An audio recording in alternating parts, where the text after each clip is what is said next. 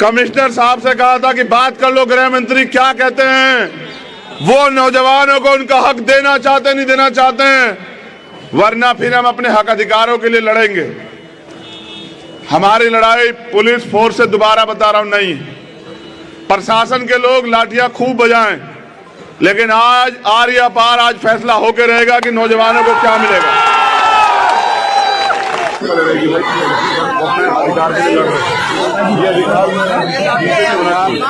ये पार्लियामेंट के बाहर जाए, ये गृहमंत्री के घर के बाहर जाकर पूछे कि भाई हमारे गार्जियन हो आप। 21 दिसंबर एक बड़ा दिन हमारे लिए, और आज तक 21 दिसंबर को किया गया कोई आंदोलन हम हारे नहीं, कोई नहीं हारे। रिकॉर्ड आज तक का जिस भी आंदोलन को किए, देर भले लगी हो लेकिन हारे नहीं। एक अनुरोध, मीडिया के अलावा जो और साथी है ना वो यहां से हटे। वो बहनें बैठी हैं, उनको देख ही नहीं पा रहे, आप बैठ जाओ यार। मीडिया के अलावा कोई ना हो, बिल्कुल ना हो।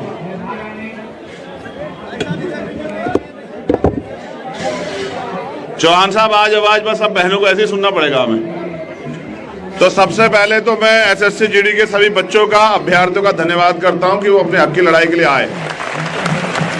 फिर मैं दिल्ली की पूरी टीम का, उन सारे साथियों का बिना नाम लिए जो मेरे आदेश के बाद उस दिन से आज तक मेहनत कर रहे हैं, घर परिवार छोड़ के आंदोलन को सफल बनाने का काम कर रहे हैं। देखिए मैं एक बात और स्पष्ट कर दूं, दिल्ली के लोग मुझे जानते हैं, प्रशासन के लोग, मैं चाहता तो इस भीड़ को वहां तक भी कर सकता था। ये बस मेरे एक स्टेटमेंट की देर थी, लेकिन मैंने सिर्फ दिल्ली के लोगों को इसलिए अपील की क्योंकि पूरे देश में जगह जगह पे इलेक्शन चल रहे हैं, कार्यकर्ता वहां भी तैयारी कर रहे हैं। लेकिन मैं उम्मीद के साथ जो है ना, पिछली बार समय देके गया था कि सरकार जाग जाएगी, और सरकार को जागना भी पड़ेगा, ये भी सोचने की बात। अभी मुझे आप लोगों से बात करनी, जो लोग यहाँ बैठे हुए हैं।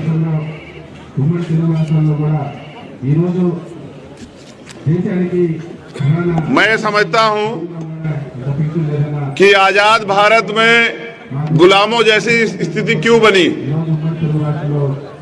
एक वो भारत था जब हम अंग्रेजों के गुलाम थे, तब हमें अपने अधिकारों के लिए लड़ने का अधिकार नहीं था, तब हमें अपने हिस्से की लड़ाई लड़ने के लिए अधिकार नहीं थे। ये आजाद भारत है। यहाँ षड्यंत्र से शिक्षा महंगी की गई है। यहाँ शिक्षा महंगी है, मौत आसान है, सस्ती मौत। महंगी शिक्षा, सस्ती मौत। और नौकरी के लिए जो करना पड़ रहा है वो मुझे बताने की जरूरत नहीं है। लेकिन गजब की बात यह है कि अगर नौजवान अपनी मांग इस सरकार से नहीं रखेंगे तो क्या वो अपनी मांग रखने के लिए किसी दूसरी सरकार से मांग रखेंगे? क्या वो अमेरिका वालों से मांग करें अपने हक की, अपने अधिकारों की? क्या वो फ्रांस, जनवरी, ब्रिटेन वालों से बात करें? क्या वो श्रीलंका, नेपाल, चाइना के लोगों से बात करें? ये सरकार आखिर नौजवानों की बात सुनना क्यों नहीं चाहती? उस नौजवान की बात जो नौजवान इस देश की रीढ़ है, जो नौजवान इस देश की रक्षा करता सीमा के पर खड़ा होकर, जो अपने जान का बलिदान देता है, उस नौजवान को सरकार क्यों नहीं सुनना चाहती है? अगर उसका सबसे बड़ा कारण मुझे समझ आता है तो वो ये है कि सरकार नौजवानों को गुलाम समझती है। सरकार हमें जातियों, धर्मों में बांट के राजनीतिक अपनी रोटियां सेकना चाहती है, लेकिन हमारे हक अधिकारों को देना नहीं चाहती। आप इलेक्शन का समय देखोगे, हर आदमी कहेगा 2 करोड़ रोजगार दे देंगे, 15 लाख रोजगार दे देंगे, 10 लाख रोजगार दे देंगे। लेकिन आप नौजवान साथी हो तो सोचो, जब सरकारी डिपार्टमेंट ही नहीं रहेंगे तो रोजगार कहां से मिलेंगे सरकारी? जिस तरह से सरकार निजीकरण कर रही है, जिस तरह से सरकार सरकारी डिपार्टमेंट खत्म कर रही है, आप सरकारी नौकरी के लिए लड़ रहे हो, प्राइवेट के लिए? जरा हाथ उठा के बताना, दोनों हाथ उठा के बताओ कौन सी नौकरी के लिए लड़ रहे हो?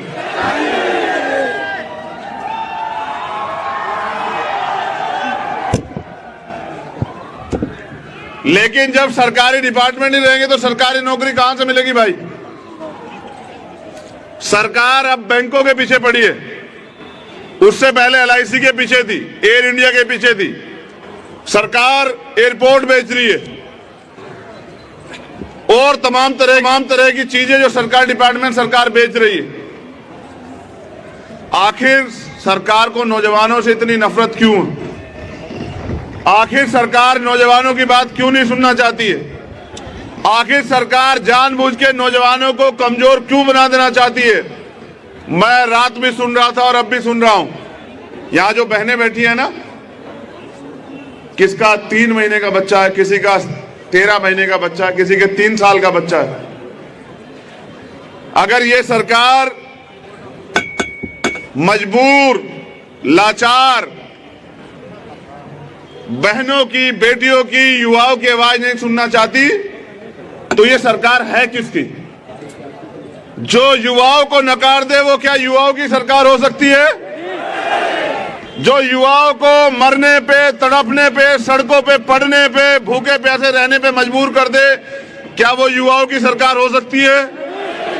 जिस सरकार के इशारे पे पुलिस के लोग, RAF के लोग, जो और फोर्स के लोग हैं, वो बहनों के कपड़े फाड़े, उनको लाठियां मारे, उनको बेइज्जत करे, उनके हाथ तोड़ दे, वो सरकार बहनों की सरकार हो सकती है क्या?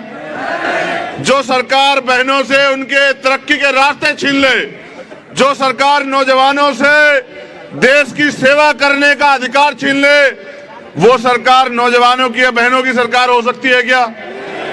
जब ये सरकार नौजवानों की, बहनों की, किसानों की, मजदूरों की किसी की सुनवाई नहीं करना चाहती तो ये चंद पूंजीपतियों की सरकार ये समझ सकती है कि ज्यादा दिन टिकने वाली है क्या? जिस दिन नौजवान अपने हक अधिकार के लिए खड़ा हो गया उस दिन ये सरकार के लोग नाक रगड़ेंगे आपके सामने। मैंने पिछली बार भी आपसे कहा था, ये लोकतंत्र है। आंदोलन करने का, अपनी बात को कहने का, हक की लड़ाई लड़ने का अधिकार भारतीय संविधान हमें देता है, इसको हमसे कोई नहीं छीन सकता। लेकिन मैं ये भी बता दूं कि अगर सरकार हमारी मांग नहीं सुनेगी, सरकार हमें मजबूर करेगी, तो हमें आंदोलन को और ताकतवर बनाना पड़ेगा। हमें सरकार को बताना पड़ेगा कि जो नौजवान देश की रक्षा के लिए प्राणों का बलिदान दे सकता है वो अपने हक अधिकार के लिए लड़ भी सकता है और वो अपने हक अधिकार के लिए इस निकम्मी, झूठी, युवा विरोधी, महिला विरोधी सरकार को सबक भी सिखा सकता है। गृह मंत्री जी बताएं, क्या चुनाव जरूरी है या नौजवानों की मांग जरूरी है? क्या चुनाव जरूरी है? यूपी में कह रहे हैं राशन बांट रहे हैं, यूपी के अलावा तो कई और जगह तुम्हारी सरकारें, वहां क्यों नहीं बांट रहे हो? यूपी में इलेक्शन है, चुनाव में वोट खरीदने हैं, गरीबों को, बेबसों को कमजोर बनाना है, उनके हक अधिकार, वोट जो है उनकी सबसे बड़ी ताकत, वो ठगनी है पैसे पे या उपहार देके या राशन पे। इसलिए आप वहां राशन बांट रहे हो। आपको ये 11 महीने से सड़क पे लड़ते हुए बहनें और भाई नहीं दिखाई दिए आपको? क्या गृह मंत्री जी आपको इन बेबस बहनों की चीखें, आवाजें नहीं जाती है? वो भी कहे, बहनें हमारे सामने कहें कि परिवार के लोग भी टूटने लगे। मैं ये कहना चाहता हूं कि टूटो मत, किसानों से सीख लो। 750 किसान बलिदान हुए, हजारों लोगों ने जेल काटी और 1 साल से ज्यादा समय वो लड़ते रहे। बारिश आई, ठंड आई, धूप आई, तमाम तरह की परेशानी आई, उनको अपराधी कहा गया, उनको नक्सली, खालिस्तानी, पता नहीं क्या क्या कहा गया। उनका दोष ये था कि वो अपने अधिकारों के लिए लड़ रहे थे। आपको भी अगर अधिकार चाहिए तो आपको लड़ना पड़ेगा, और अगर आप लड़ने के लिए तैयार हैं तो विश्वास कीजिए, ये लोकतंत्र है, यहां संविधान है, यहां लड़ाई तलवारों और बंदूकों से नहीं लड़ी जाती। आज पुलिस आपको लाठी मारे, गोली मारे, आज आप पलट के जवाब नहीं देंगे, लेकिन सरकार को दिखा देंगे कि क्या तो वर्दी चाहिए या फिर अर्थी चाहिए। आज आपको यह भी देखना है कि जो बड़े बड़े भाषण दे रहे हैं प्रधानमंत्री, गृह मंत्री और कई मुख्यमंत्री, आज वो ये भी बताएं कि वो बहनों के सम्मान में क्या कर रहे हैं। क्या वो 11 महीनों से सड़कों पे सख्ती हुई परेशान होती बहनों के दर्द को नहीं सुनना चाहते हैं? यहां वर्दी पहने हमारे भाई भी लोग खड़े हैं।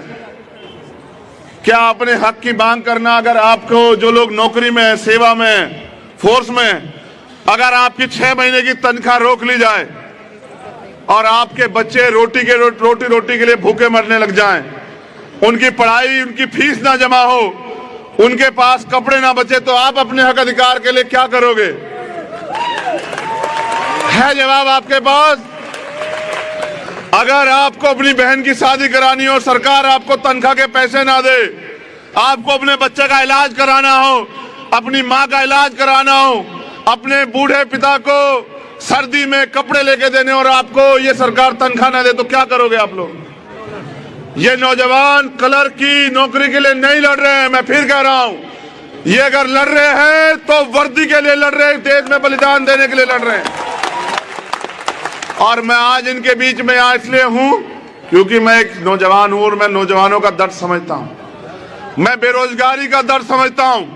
मैं पढ़ लिख के BA, MA, MBA, MCA करके, PhD करके सड़क पे घूमते बेरोजगार का दर्द समझता हूं, क्योंकि मैं बेरोजगार हूं। मैं जानता हूं बेरोजगारी का दर्द क्या है और इस महंगी शिक्षा में किस तरह हमारे माँ बाप, यहाँ जो बैठा है ना वो अमीर नहीं है, अगर अमीर होता तो वो इस क्लर्क की नौकरी के, इस कांस्टेबल की नौकरी के लिए सड़क पे नहीं होता। ये वो लोग हैं जो गरीब हैं, ये वो लोग हैं जो देश से प्यार करते हैं। 10% पूंजीपतियों ने देश पे कब्जा कर लिया, हम समझ भी नहीं पाए। ये देश जो है हर व्यक्ति कर्ज में डूब गया है। ये है हिंदुत्ववादी सरकार का हल। और यहाँ जो लोग बैठे हैं उनमें से कितने लोग जो हैं मुस्लिम हैं, सिख हैं, जैन हैं, बौद्ध हैं, पारसी हैं, और कितने तथाकथित हिंदू हैं, ये भी आप अपने आप से सवाल पूछो। अगर ये सरकार हिंदुओं की शिष्टक्रिया भी नहीं सुन रही, उनका दर्द भी नहीं सुन रही, तो क्या ये हिंदुओं की सरकार है? नहीं है। ये सिर्फ और सिर्फ पैसे वालों की सरकार है और इनको सिर्फ पैसों से मतलब है। इनको अगर देश भी बेचना पड़ जाए तो ये लोग पीछे नहीं हटेंगे। आपको अपने हक की लड़ाई खुद लड़नी पड़ेगी। मैंने तो कल कहा, कल शाम मैंने लिखा कि नौजवान देश की रीढ़ है। सरकार को चाहिए कि नौजवानों के लिए रोजगार की व्यवस्था करें, रोजगार उत्पन्न करें, रोजगार तैयार करें और उड़ने का मौका दे, नौजवानों को खुल के जीने का मौका दे, उनको अपने अवसर प्रदान करे कि वो आगे बढ़ के इस देश की तरक्की में योगदान करें, टैक्स दें। लेकिन आपने नौजवान को दिया क्या पिछले 7 साल में? बेरोजगारी, सुसाइड, लाठियां। जब हक के लिए लड़ने आते हो तो लाठियों से पीटते हो, जूतों से पीटते हो। क्यों? ये किसी दूसरे देश के लोग हैं क्या? क्या ये आपके बच्चे नहीं हैं? और अगर अमीरों को गरीबों से इतनी नफरत है तो लिखो कि बहुत कम समय बचा है गरीबों के पास, आप गरीब हक की लड़ाई के लिए सारी लड़ाई लड़ने को तैयार है। अब अमीरों को अपने दरवाजे मजबूती से बंद कर लेने चाहिए। अब गरीब किसी से रुकेगा नहीं, अब गरीब ज्यादा दिन मांगेगा भी नहीं, क्योंकि जब जुल्म, जाति, अन्य अत्याचार की इंतहा हो जाती है तो फिर क्रांति जन्म लेती है। और आज इस धरती से क्रांति जन्म लेगी, जंतर मंतर की धरती से। और आप जानते हैं, मुझे गवाही नहीं देनी, ये देश बलिदान का देश है। हम शहीद आजम सरदार भगत सिंह के भाई हैं, बच्चे हैं। इंकलाब! इंकलाब! इंकलाब! इंकलाब! युवा जाग चुका है। हम शहीद आजम उधम सिंह के बच्चे हैं, हम शहीद आजम सरदार करतार सिंह सराभा के बच्चे हैं, हम बाबा साहब अम्बेडकर के बच्चे हैं, हम सरदार पटेल के बच्चे हैं। हम इस मातृभूमि की रक्षा के लिए अपने प्राणों का बलिदान दे सकते हैं, लेकिन अपने हक अधिकार छीनने नहीं देंगे सरकार को। सरकार सुन ले। मैंने कमिश्नर साहब से कहा था कि बात कर लो, गृह मंत्री क्या कहते हैं, वो नौजवानों को उनका हक देना चाहते नहीं देना चाहते हैं, वरना फिर हम अपने हक अधिकारों के लिए लड़ेंगे। हमारी लड़ाई पुलिस फोर्स से, दोबारा बता रहा हूं, नहीं। प्रशासन के लोग लाठियां खूब बजाएं, लेकिन आज आर या पार आज फैसला होकर रहेगा कि नौजवानों को क्या मिलेगा।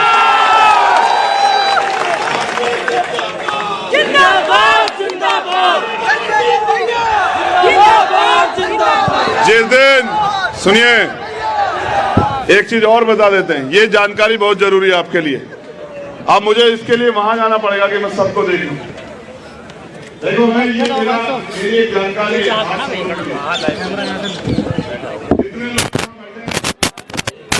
अगर इससे आधे लोग भी तय करके, जैसे वो मोनू में रोहित सिंह,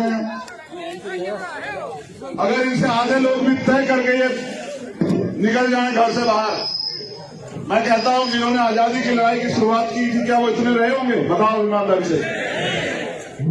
इतने लोग एक मत होकर देश में निकल जाएं तो मैं लिख के देता हूं कि रोजगार मांगने वाले नहीं, रोजगार देने वाले बन सकते हो आप लोग।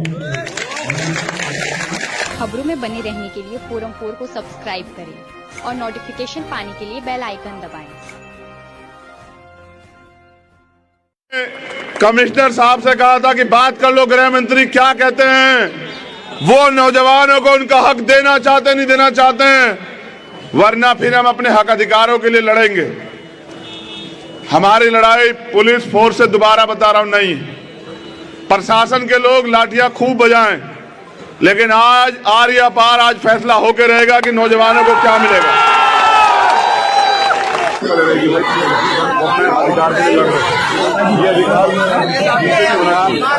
ये पार्लियामेंट के बाहर जाए, ये प्रधानमंत्री के घर के बाहर जाकर पूछे कि भाई हमारे गार्जियन हो आप। 21 दिसंबर एक बड़ा दिन हमारे लिए, और आज तक 21 दिसंबर को किया गया कोई आंदोलन हम हारे नहीं, कोई नहीं हारे। रिकॉर्ड आज तक का जिस भी आंदोलन को किए, देर भले लगी हो लेकिन हारे नहीं। एक अनुरोध, मीडिया के अलावा जो और साथी है ना, वो यहां से हटे। वो बहनें बैठी हैं, हम उनको देख ही नहीं पा रहे हैं, आप बैठ जाओ यार। मीडिया के अलावा कोई ना हो, बिल्कुल ना हो।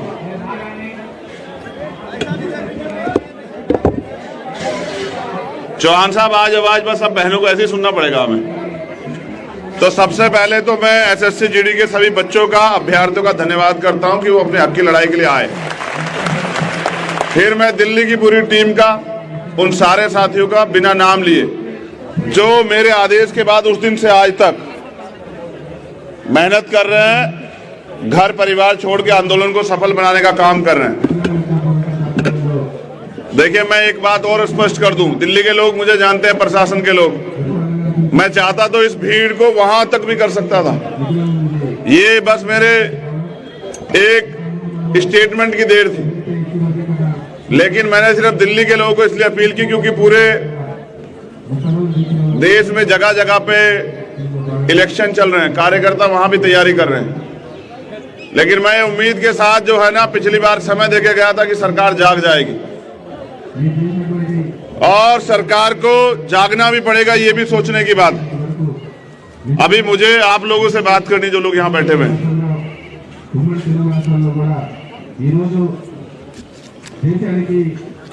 मैं समझता हूं कि आजाद भारत में गुलामों जैसी स्थिति क्यों बनी।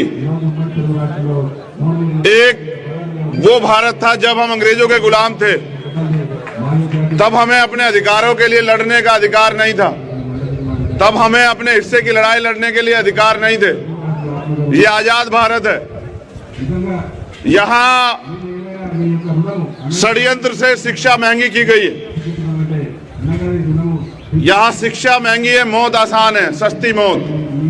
महंगी शिक्षा, सस्ती मौत, और नौकरी के लिए जो करना पड़ रहा है वो मुझे बताने की जरूरत नहीं है। लेकिन गजब की बात यह है कि अगर नौजवान अपनी मांग इस सरकार से नहीं रखेंगे तो क्या वो अपनी मांग रखने के लिए किसी दूसरी सरकार से मांग रखेंगे? क्या वो अमेरिका वालों से मांग करे अपने हक की, अपने अधिकारों की? क्या वो फ्रांस, जनवरी, ब्रिटेन वालों से बात करें? क्या वो श्रीलंका, नेपाल, चाइना के लोगों से बात करें? ये सरकार आखिर नौजवानों की बात सुनना क्यों नहीं चाहती?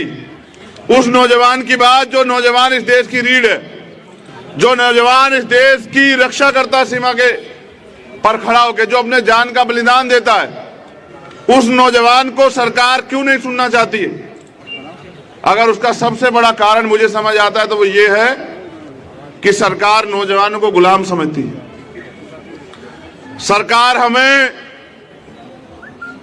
जातियों धर्मों में बांट के राजनीतिक अपनी रोटियां सेकना चाहती है, लेकिन हमारे हक अधिकारों को देना नहीं चाहती। आप इलेक्शन का समय देखोगे, हर आदमी कहेगा 2 करोड़ रोजगार दे देंगे, 15 लाख रोजगार दे देंगे, 10 लाख रोजगार दे देंगे। लेकिन आप नौजवान साथी हो तो सोचो, जब सरकारी डिपार्टमेंट ही नहीं रहेंगे तो रोजगार कहां से मिलेंगे सरकारी? जिस तरह से सरकार निजीकरण कर रही है, जिस तरह से सरकार सरकारी डिपार्टमेंट खत्म कर रही है, आप सरकारी नौकरी के लिए लड़ रहे हो प्राइवेट के लिए? जरा हाथ उठा के बताना, दोनों हाथ उठा के बताओ कौन सी नौकरी के लिए लड़ रहे हो?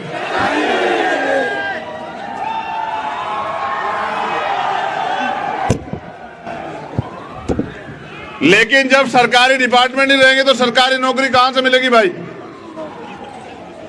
सरकार अब बैंकों के पीछे पड़ी है, उससे पहले LIC के पीछे थी, एयर इंडिया के पीछे थी। सरकार एयरपोर्ट बेच रही है और तमाम तरह की चीजें जो सरकार डिपार्टमेंट सरकार बेच रही है। आखिर सरकार को नौजवानों से इतनी नफरत क्यों है?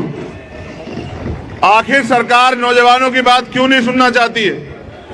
आखिर सरकार जानबूझ के नौजवानों को कमजोर क्यों बना देना चाहती है? मैं रात भी सुन रहा था और अब भी सुन रहा हूं, यहां जो बहनें बैठी है ना, किसका 3 महीने का बच्चा है, किसी का 13 महीने का बच्चा है, किसी के 3 साल का बच्चा है। अगर ये सरकार मजबूर, लाचार बहनों की, बेटियों की, युवाओं की आवाज नहीं सुनना चाहती तो ये सरकार है किसकी? जो युवाओं को नकार दे वो क्या युवाओं की सरकार हो सकती है? जो युवाओं को मरने पे, तड़पने पे, सड़कों पे पड़ने पे, भूखे प्यासे रहने पे मजबूर कर दे, क्या वो युवाओं की सरकार हो सकती है? जिस सरकार के इशारे पे पुलिस के लोग, RAF के लोग, जो और फोर्स के लोग हैं, वो बहनों के कपड़े फाड़े, उनको लाठियां मारे, उनको बेइज्जत करे, उनके हाथ तोड़ दे, वो सरकार बहनों की सरकार हो सकती है क्या? जो सरकार बहनों से उनके तरक्की के रास्ते छीन ले, जो सरकार नौजवानों से देश की सेवा करने का अधिकार छीन ले, वो सरकार नौजवानों की या बहनों की सरकार हो सकती है क्या? जब ये सरकार नौजवानों की, बहनों की, किसानों की, मजदूरों की किसी की सुनवाई नहीं करना चाहती तो ये चंद पूंजीपतियों की सरकार ये समझ सकती है कि ज्यादा दिन टिकने वाली है क्या? जिस दिन नौजवान अपने हक अधिकार के लिए खड़ा हो गया, उस दिन ये सरकार के लोग नाक रगड़ेंगे आपके सामने। मैंने पिछली बार भी आपसे कहा था, ये लोकतंत्र है। आंदोलन करने का, अपनी बात को कहने का, हक की लड़ाई लड़ने का अधिकार भारतीय संविधान हमें देता है, इसको हमसे कोई नहीं छीन सकता। लेकिन मैं ये भी बता दूं कि अगर सरकार हमारी मांग नहीं सुनेगी, सरकार हमें मजबूर करेगी, तो हमें आंदोलन को और ताकतवर बनाना पड़ेगा। हमें सरकार को बताना पड़ेगा कि जो नौजवान देश की रक्षा के लिए प्राणों का बलिदान दे सकता है, वो अपने हक अधिकार के लिए लड़ भी सकता है और वो अपने हक अधिकार के लिए इस निकम्मी, झूठी, युवा विरोधी, महिला विरोधी सरकार को सबक भी सिखा सकता है। गृह मंत्री जी बताएं, क्या चुनाव जरूरी है या नौजवानों की मांग जरूरी है? क्या चुनाव जरूरी है? यूपी में कह रहे हैं राशन बांट रहे हैं, यूपी के अलावा तो कई और जगह तुम्हारी सरकारें, वहां क्यों नहीं बांट रहे हो? यूपी में इलेक्शन है, चुनाव में वोट खरीदने हैं, गरीबों को, बेबसों को कमजोर बनाना है, उनके हक अधिकार, वोट जो है उनकी सबसे बड़ी ताकत, वो ठगनी है पैसे पे या उपहार देके या राशन पे। इसलिए आप वहां राशन बांट रहे हो। आपको ये 11 महीने से सड़क पे लड़ते हुए बहनें और भाई नहीं दिखाई दिए आपको? क्या गृह मंत्री जी आपको इन बेबस बहनों की चीखें आवाजें नहीं जाती है, वो भी कहे बहनें हमारे सामने कहें कि परिवार के लोग भी टूटने लगे। मैं ये कहना चाहता हूं कि टूटो मत, किसानों से सीख लो। 750 किसान बलिदान हुए, हजारों लोगों ने जेल काटी और 1 साल से ज्यादा समय वो लड़ते रहे। बारिश आई, ठंड आई, धूप आई, तमाम तरह की परेशानी आई, उनको अपराधी कहा गया, उनको नक्सली, खालिस्तानी, पता नहीं क्या क्या कहा गया। उनका दोष ये था कि वो अपने अधिकारों के लिए लड़ रहे थे। आपको भी अगर अधिकार चाहिए तो आपको लड़ना पड़ेगा, और अगर आप लड़ने के लिए तैयार हैं तो विश्वास कीजिए, ये लोकतंत्र है, यहां संविधान है, यहां लड़ाई तलवारों और बंदूकों से नहीं लड़ी जाती। आज पुलिस आपको लाठी मारे, गोली मारे, आज आप पलट के जवाब नहीं देंगे, लेकिन सरकार को दिखा देंगे कि क्या तो वर्दी चाहिए या फिर अर्थी चाहिए। आज आपको ये भी देखना है कि जो बड़े बड़े भाषण दे रहे हैं प्रधानमंत्री, गृह मंत्री और कई मुख्यमंत्री, आज वो ये भी बताएं कि वो बहनों के सम्मान में क्या कर रहे हैं। क्या वो 11 महीनों से सड़कों पे सख्ती हुई परेशान होती बहनों के दर्द को नहीं सुनना चाहते हैं? यहां वर्दी पहने हमारे भाई भी लोग खड़े हैं। क्या अपने हक की मांग करना, अगर आपको जो लोग नौकरी में है, सेवा में, फोर्स में, अगर आपकी 6 महीने की तनख्वाह रोक ली जाए और आपके बच्चे रोटी के लिए भूखे मरने लग जाएं, उनकी पढ़ाई, उनकी फीस ना जमा हो, उनके पास कपड़े ना बचे, तो आप अपने हक अधिकार के लिए क्या करोगे? है जवाब आपके पास? अगर आपको अपनी बहन की शादी करानी हो, सरकार आपको तनख्वाह के पैसे ना दे, आपको अपने बच्चे का इलाज कराना हो, अपनी माँ का इलाज कराना हो, अपने बूढ़े पिता को सर्दी में कपड़े लेके देने, और आपको ये सरकार तनख्वाह ना दे, तो क्या करोगे आप लोग? ये नौजवान कलर की नौकरी के लिए नहीं लड़ रहे हैं, मैं फिर कह रहा हूं, ये अगर लड़ रहे हैं तो वर्दी के लिए लड़ रहे हैं, देश में बलिदान देने के लिए लड़ रहे हैं। और मैं आज इनके बीच में यहाँ इसलिए हूं क्योंकि मैं एक नौजवान हूं और मैं नौजवानों का दर्द समझता हूं, मैं बेरोजगारी का दर्द समझता हूं। मैं पढ़ लिख के BA, MA, MBA, MCA करके, PhD करके सड़क पे घूमते बेरोजगार का दर्द समझता हूं, क्योंकि मैं बेरोजगार हूं। मैं जानता हूं बेरोजगारी का दर्द क्या है, और इस महंगी शिक्षा में किस तरह हमारे माँ बाप, यहाँ जो बैठा है ना वो अमीर नहीं है, अगर अमीर होता तो वो इस क्लर्क की नौकरी के, इस कांस्टेबल की नौकरी के लिए सड़क पे नहीं होता। ये वो लोग हैं जो गरीब हैं, ये वो लोग हैं जो देश से प्यार करते हैं। 10% पूंजीपतियों ने देश पे कब्जा कर लिया, हम समझ भी नहीं पाए। ये देश जो है हर व्यक्ति कर्ज में डूब गया है। ये है हिंदुत्ववादी सरकार का हल। और यहाँ जो लोग बैठे हैं उनमें से कितने लोग जो हैं मुस्लिम हैं, सिख हैं, जैन हैं, बौद्ध हैं, पारसी हैं, और कितने तथाकथित हिंदू हैं, ये भी आप अपने आप से सवाल पूछो। अगर ये सरकार हिंदुओं की शिष्टक्रिया भी नहीं सुन रही, उनका दर्द भी नहीं सुन रही, तो क्या ये हिंदुओं की सरकार है? नहीं है। ये सिर्फ और सिर्फ पैसे वालों की सरकार है, और इनको सिर्फ पैसों से मतलब है। इनको अगर देश भी बेचना पड़ जाए तो ये लोग पीछे नहीं हटेंगे। आपको अपने हक की लड़ाई खुद लड़नी पड़ेगी। मैंने तो कल कहा, कल शाम मैंने लिखा कि नौजवान देश की रीढ़ है। सरकार को चाहिए कि नौजवानों के लिए रोजगार की व्यवस्था करें, रोजगार उत्पन्न करें, रोजगार तैयार करें और उड़ने का मौका दे, नौजवानों को खुल के जीने का मौका दे, उनको अपने अवसर प्रदान करे कि वो आगे बढ़ के इस देश की तरक्की में योगदान करे, टैक्स दें। लेकिन आपने नौजवान को दिया क्या पिछले 7 साल में? बेरोजगारी, सुसाइड, लाठियां। जब हक के लिए लड़ने आते हो तो लाठियों से पीटते हो, जूतों से पीटते हो। क्यों? ये किसी दूसरे देश के लोग हैं क्या? क्या ये आपके बच्चे नहीं हैं? और अगर अमीरों को गरीबों से इतनी नफरत है तो लिखो कि बहुत कम समय बचा है गरीबों के पास, आप गरीब हक की लड़ाई के लिए सारी लड़ाई लड़ने को तैयार है। अब अमीरों को अपने दरवाजे मजबूती से बंद कर लेने चाहिए। अब गरीब किसी से रुकेगा नहीं,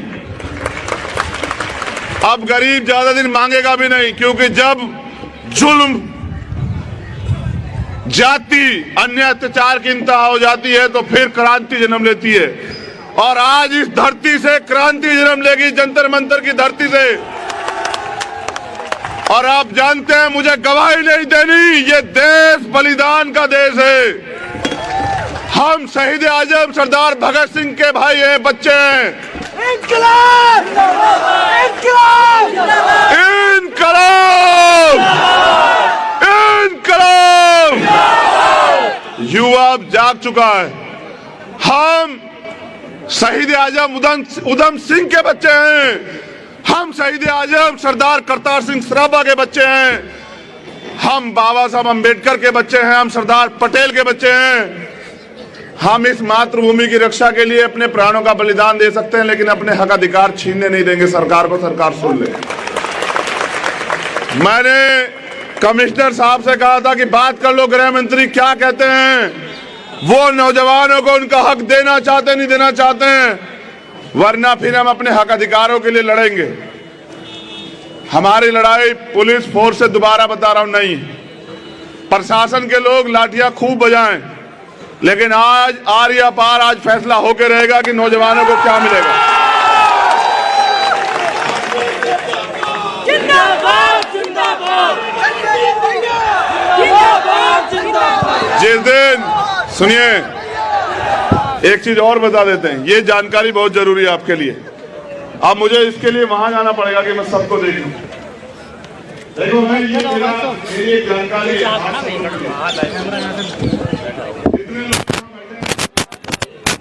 अगर इससे आधे लोग भी तय करके, जैसे वो मोनू में रोहित जी हैं, अगर इनसे आधे लोग भी तय करके ये निकल जाए घर से बाहर, मैं कहता हूं जिन्होंने आजादी की लड़ाई की शुरुआत की थी, क्या वो इतने रहे होंगे? बताओ ईमानदारी से। इतने लोग एक मत होकर देश में निकल जाएं, तो मैं लिख के देता हूं कि रोजगार मांगने वाले नहीं, रोजगार देने वाले बन सकते हो आप लोग। खबरों में बने रहने के लिए फोरम 4 को सब्सक्राइब करें और नोटिफिकेशन पाने के लिए बेल आइकन दबाएं।